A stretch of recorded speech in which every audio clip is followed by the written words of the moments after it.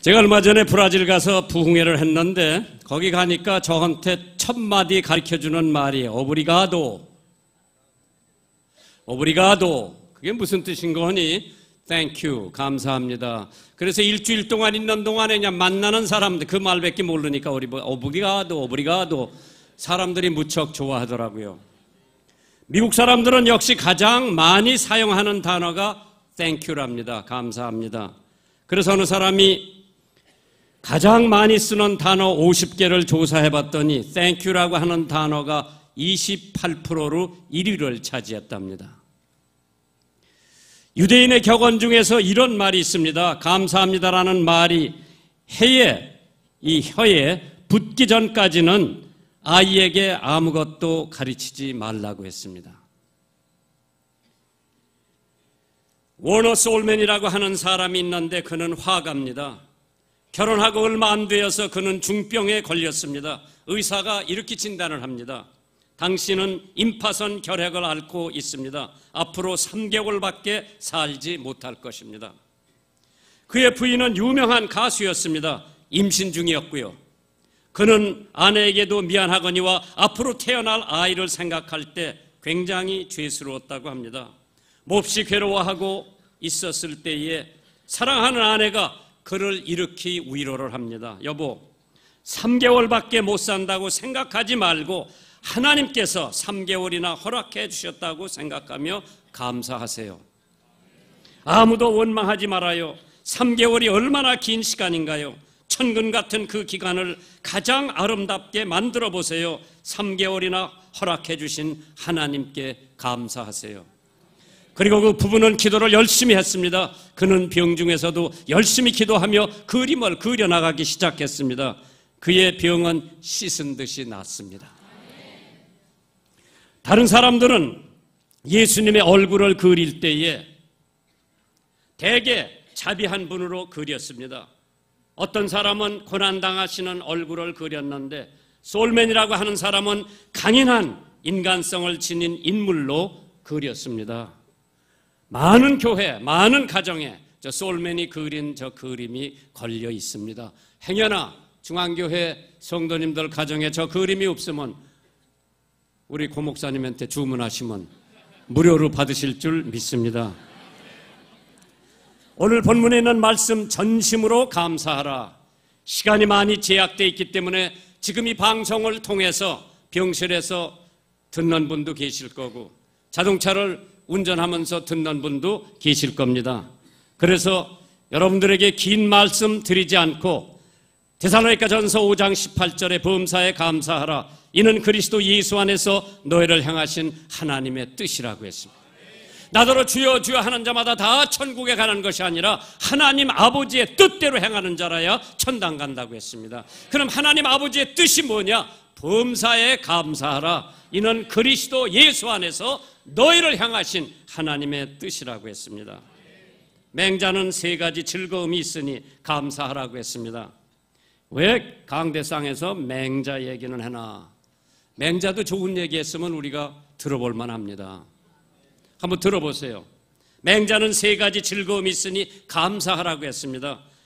양반이 지금 살았으면 내가 전도해가지고 예수 믿으라고 할 텐데, 첫째로 부모가 계시고 형제가 무고함이 첫째 기쁨이니 감사하라. 많은 가정들이 깨져가고 있습니다. 자산 때문에.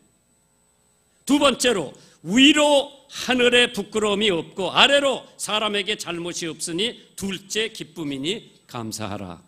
세 번째로 천하의 영재를 얻어 교육시킴이 셋째 즐거움이니 감사하라. 그래서 우리는 역경과 시련과 고난 속에서도 감사하는 사람이 참된 사람이지요. 누가 이런 얘기를 했습니다. 시련이 아무리 크다 할지라도 거듭난 모든 성도들은 감사할 이유를 언제나 발견할 수 있다고 했습니다.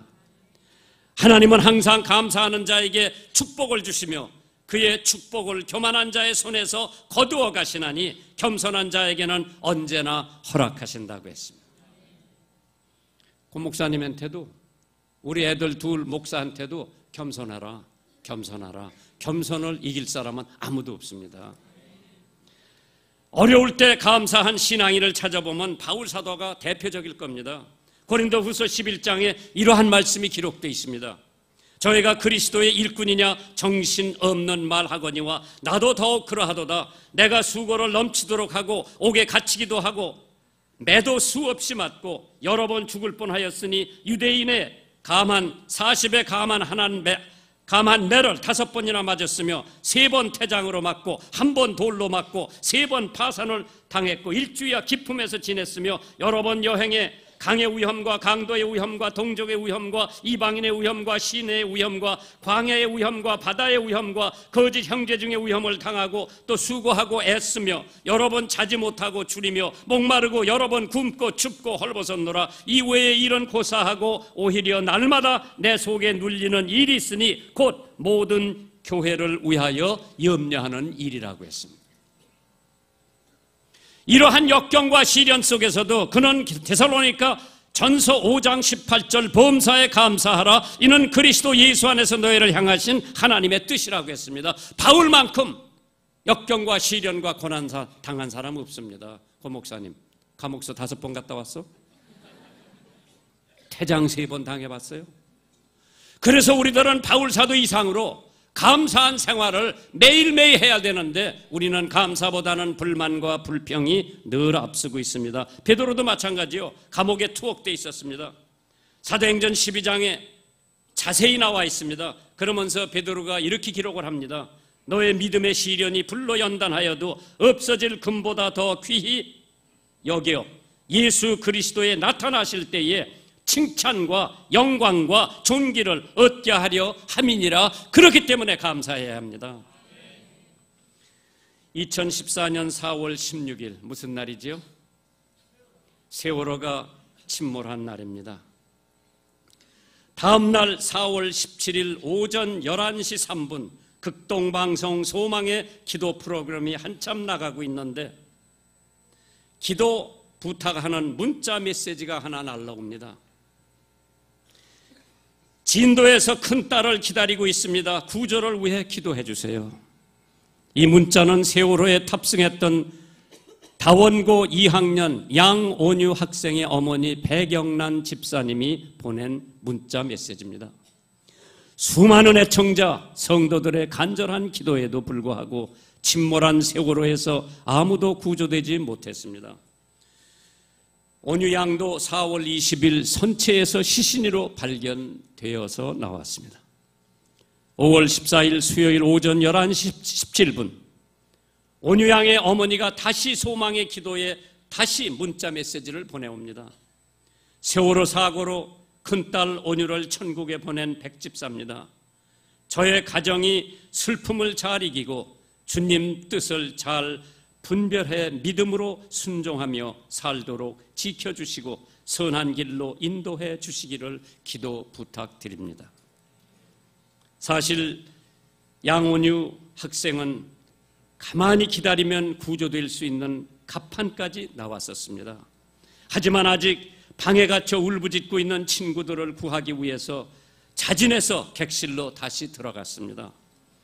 양온유 학생은 밝고 예의가 바르며 리더십까지 있는 인기가 많은 친구였고 독학으로 배운 피아노로 교회에서 예배 반주도 하고 넉넉지 못한 형편에 도움이 되려고 편의점에서 아르바이트를 하고 있었던 학생이었습니다. 지난 여름 극동방송에 온유 양의 부모님인 양봉진 집사님 내외분이 2딸을 데리고 방송국을 방문했습니다. 그 식구를 만나기 전에 마음은 많이 진정되었을까 하며 염려스러운 마음도 있었습니다. 하나님 앞에 간절한 마음으로 같이 기도해 드리고 이런저런 얘기를 들으며 나누게 되었는데 그분들 신앙의 중심에 얼마나 많이 제가 놀랐는지 모릅니다.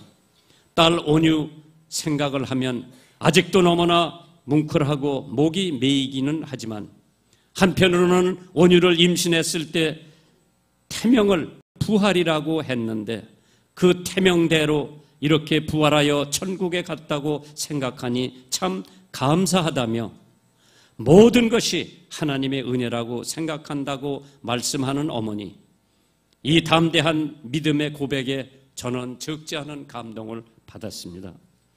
또한 아버지 양 집사는 안산에 있는 한 교회에서 사찰 집사님으로 열심히 일해 오셨는데 오랫동안 품어온 꿈이 있답니다.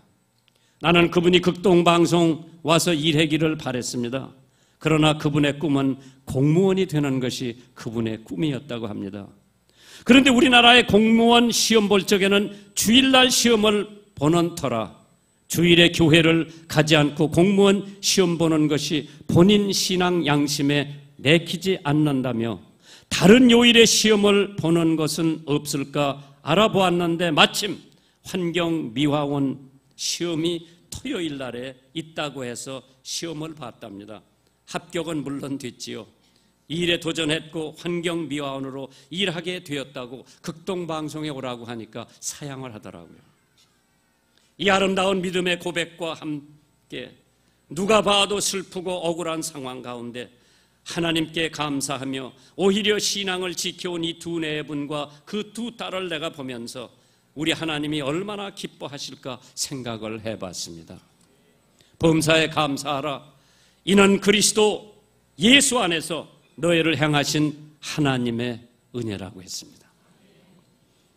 우리가 언제 하나님 앞에 더 감사해야 되나? 내가 죄사함을 받았을 때 감사할 줄 알아야 합니다. 성도는 이미 영생을 소유하였으므로 모든 상황에 있어서 협력하여 선을 이루시는 하나님께 감사할 수가 있을 겁니다.